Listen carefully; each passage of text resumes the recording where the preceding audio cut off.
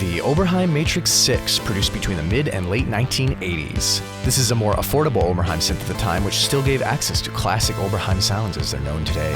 It has 2 digitally controlled analog oscillators per voice for a total of 12, a low-pass filter, 2 LFOs, 2 VCAs, 2 ramp generators, and 3 additional envelopes. The programming possibilities are by no means limited. It also includes a split mode for playing multiple patches at once spread across the keyboard.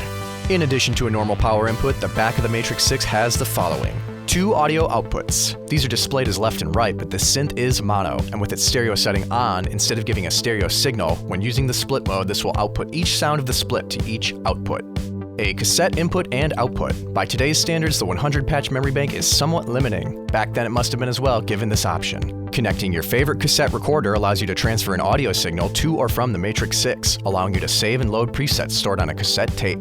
2 pedal jacks, one for sustain and one for on-off switching pedals. Signals from sequencers or drum machines can also be connected here and used to time the Matrix 6's LFOs or envelopes. It also has standard MIDI in, out, and through ports. On the front, the Matrix 6 also has a dedicated headphone jack. Side note, there's something about the placement of that I just really like. I feel like you don't see that now too often. The modulation levers are unique compared to many other synths, first off by being levers instead of wheels, and also in that pulling each raises the parameter or pitch and pushing lowers. The biggest downfall of the Matrix 6 is its ease of programmability, or lack thereof. Using a single-line screen and a Matrix-style layout, hence the name, each parameter must be programmed individually using the membrane buttons. It can be slow and much more difficult than using knobs or sliders, but it is doable. If nothing else, the extensive list of parameters is displayed prominently on the front of the board. Nowadays, though, programming can be done using an external physical controller or software application, making things much easier. Either way, the end sound is fantastic. Let's hear it in action.